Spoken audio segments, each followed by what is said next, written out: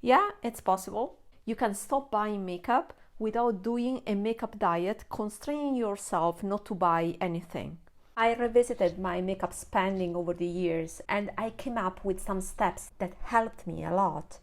Connect with examples and stick to the end for a final overview and an action checklist in order to start as soon as possible. The first step to do is to be honest and identify the bad pattern that is buying too much makeup, right? In order to identify it, you should listen to your feelings. I had a sense of guilt just after placing a makeup order, and that was the straw that broke the camel's back for me. It made me realize I had to do something and do it quickly. Do you have an event or feeling that triggered your desire to stop buying makeup? If so, leave a comment below. In general, I felt and I'm still feeling overwhelmed by all the products I have, to the point that I can't enjoy what I curated, despite all my effort of curating my collection. Nowadays, I don't have anymore that sense of guilt because I applied the right mindset. That is actually the name of this channel, Best of the Best Mindset, that I will explain in the next step.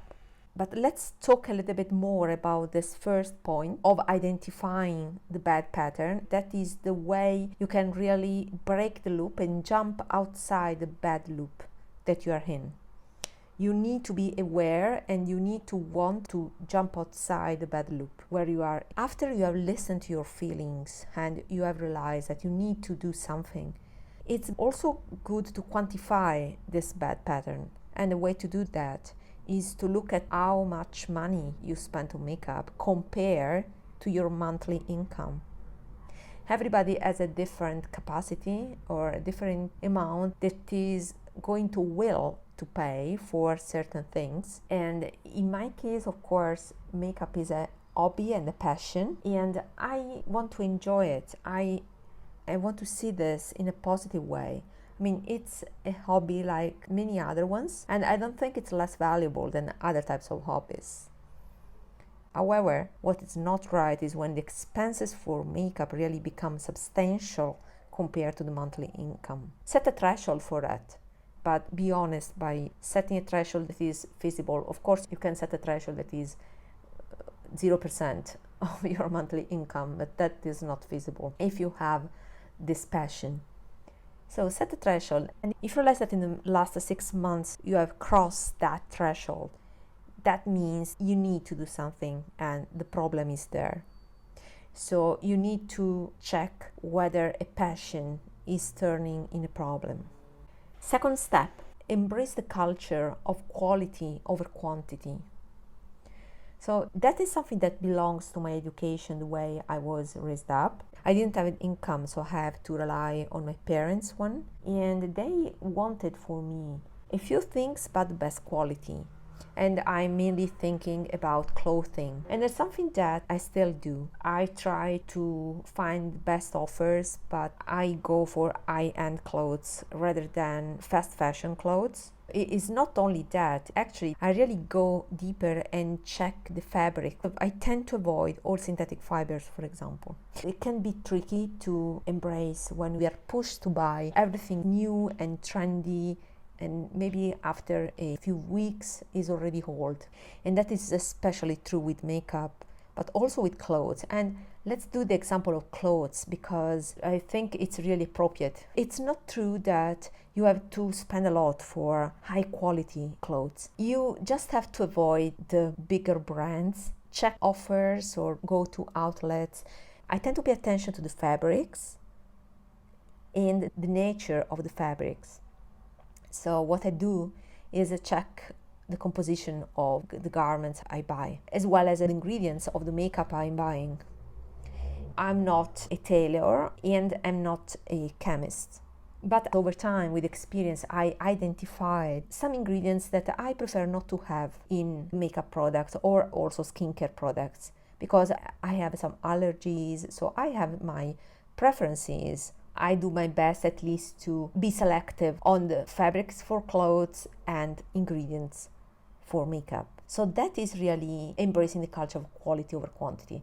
Then step number 3 is critical thinking. Try to see the new releases in a new perspective and be critical about them. It's easy to say, oh, everything is beautiful. I do it too for things that I find unique and worth the expense. But most of the time I'm underwhelmed by products. It's nice to apply this critical thinking also to new releases, because then you will discover you don't need them, and you may discover that they are not as special as they want to sell us. And that is really a personal thing, because everybody is different. Everybody has a slight variation of pH, for example. Every person has a different taste, because taste relates to the background, and everybody is unique in that sense. So being critical is the perfect way to be a proactive consumer, to apply intelligence to our purchase choices. I can tell you an example taken by my experience with Suqqu. You know that I'm a really Suqqu fanatic. I love the color makeup of that brand, and I tend to buy all the palettes because they always surprise me. However, I always consider them carefully before purchasing them. So there was this palette 106 that everybody was raving about, but I analyzed it critically, and I discovered that half of the palette was not for me. The bottom 2 colors were not for me because too orangey warm. Top 2 colors were amazing. However, I had a very similar shade of that green that was really eye-catching. And what really matters, if you can recreate that look, right? Because you don't have the palette smacked on your face when you walk around the street, right? You have just the eyeshadows. If you have already a similar color in a formula that you like, it doesn't make sense to have replicates, especially if you have an extensive collection. And so, applying a critical thinking like that, it ends up helping me to decide to skip that palette. I don't care to be a completionist, and I don't want to be. I'm only caring about curation. I curate a lot of my collection, and I still have a lot of work to do. And this brings to the next point, that is number 4, that is saying to yourself, I have a better version of it. And that is the key. The key is to lose interest in the new release. You have to judge the new release as not enough for you, because you have already something better than the new release. So that's the key, to break the desire.